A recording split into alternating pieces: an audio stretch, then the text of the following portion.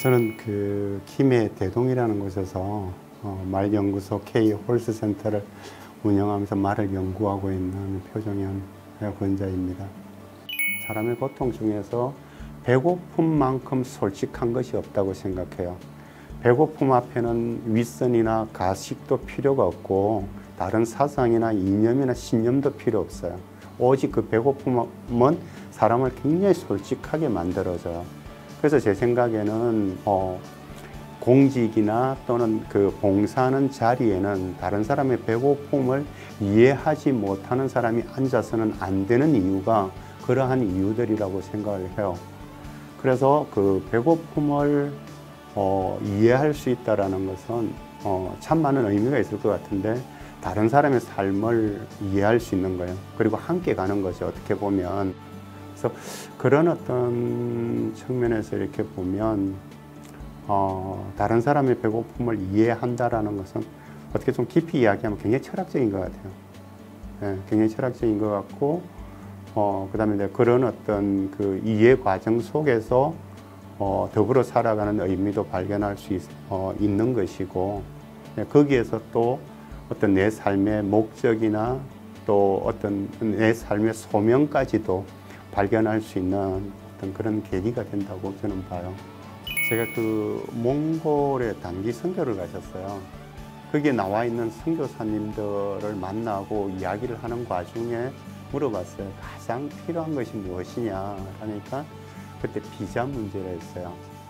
그러니까 이제 공산권이다 보니까 선교를 이렇게 공개적으로 또 이렇게 할 수 없으니까 한 1년만 지나면 또 뭐 비자가 안 돼서 나가야 되고, 또 나가면은 잘 또 비자를 재발급 안 해주고, 항상 거기에 대한 어떤 선교사님들의 그 컴플렉스가 굉장히 대단했어요.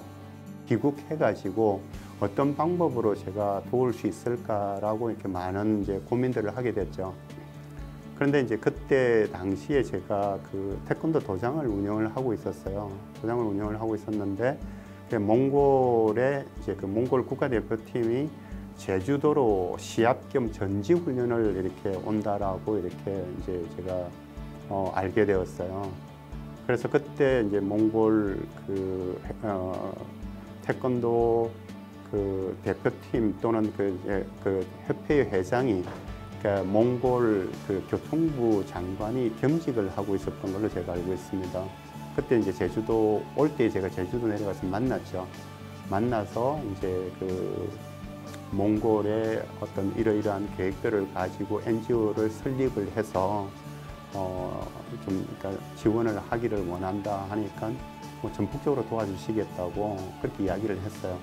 그래서 이제 그 선교사로 가 있던 그 목사님이 계셨는데, 목사님하고 의논을 해가지고 그때 울란바토르에 이제 그 옛날에 그 소련군들이죠. 그러니까 소련군들이 쓰던 막사를 이제 교회와 여러 이제 그 기관들이 협력해서 그걸 구입을 하게 됐고요. 그리고 이제 거기 NGO를 설립하면서 이제 제 자격증이라든지 이런 부분들로 설립을 했고, 그다음에 이제 목사님은 거기에 이제 현지 사무를 담당하는 이제 형태로 이렇게 이제 이루어져서 그 이후에 이제 굉장히 안정적으로 좀 선교를 할 수 있게 되었던 측면들이 있었어요. 처음에는 제가 그 기아 대책에 2만 원부터 출발을 했었거든요. 그래서 이제 제가 조금씩 이렇게 늘려가자라는 생각을 이렇게 하게 되었고요. 그렇게 하면서 제가 어떤 생각을 가졌냐면, 처음에 제가 그 사람들을 돕는다고 생각을 했어요. 내가 베푼다고 생각을 했고, 이것이 나한테 선행이다라고 생각을 했어요.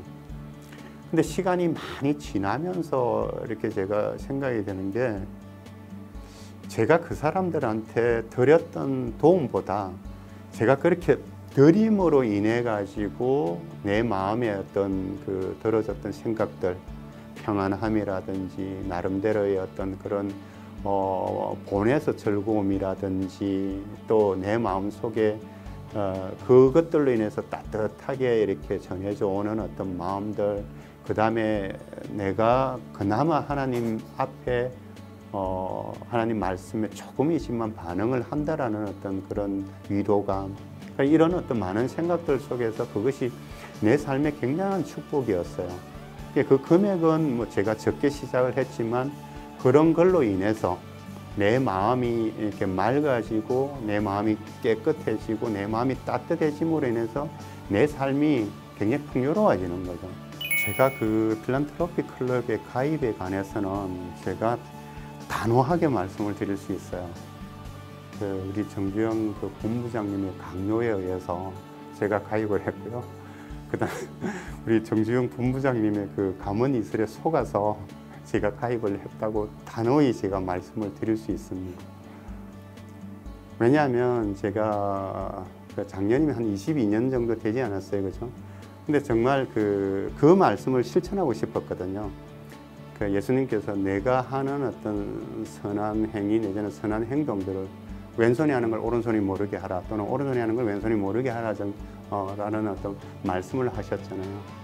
근데 내 인생에 있어서 정말 제가 선행이라고는 뭐 돌아볼 게 별로 없는데, 그래도 유일하게 제가 뒤돌아보니까 그래도 꾸준하게 일관되게 하나 한 것이 기아대책의 후원이었는데, 그것마저도 사람들 앞에 막 알려지고 막 이런 게 너무 제가 그러니까 마음이 허락지를 않는 거예요.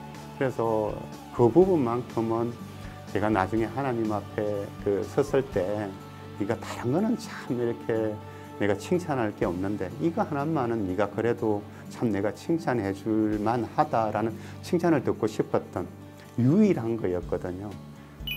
제 생각에는 우리가 가장 희망적인 것은 살아있다라는 거예요. 그러니까 살아있는 것이 왜 희망적이냐면 우리 삶을 바꿀 수 있는 기회가 여전히 있다라는 거죠. 그렇기 때문에 우리가 아직 여전히 살아있을 때에 내가 가진 어떤 물질들을 물론 나를 위해서도 사용을 해야 되잖아요, 그죠? 하지만 조금만 눈을 돌려보면 이게 내 어떤 계좌라든지 아니면 내 금고가 아니라 영원히 누구도 훔쳐갈 수 없는 하늘나라에 그것을 쌓을 수 있다라고 저는 생각을 해요.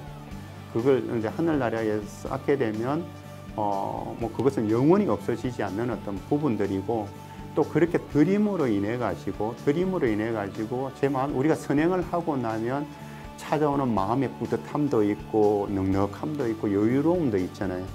그런 여유로움을 가지고 이 땅에서의 사업을 하게 되면 내가 돈에 또는 물질에 내가 막 쫓아가는 것이 허겁지겁 쫓아가는 게 아니라 잠시 내가 여유를 가지고 다스릴 수 있는 위치로 가게 되는 거죠.